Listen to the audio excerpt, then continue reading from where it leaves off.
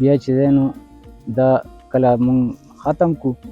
نو څو ورځې پس بیا 15 میاشت بعد دا بیا مونږ مطلب دی چې دا کټ کړو او بچي ترېنه بیا واخلو او د دې بچي بیا سر دوباره مطلب چې وکرو نو هغه بیا دې ورځ ته انشاءالله مونږ تیارو او د دې دغه مونږ خدمت کوو چې خپل هغه رنګونه جدا کوي د هر یو رنګ خپل خپل دغه وي هغه رنګونه چې نو جدا جدا بیا مونږ ږدو.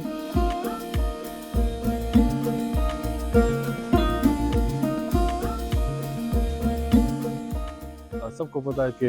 पेशावर फूलों का शहर है, तो हम भी इस रिवायत को बरकरार रखते हुए गुली दाऊदी की नुमाइश हर साल करते हैं और इनके पीछे काफ़ी मेहनत दरकार है। ऐसा नहीं है कि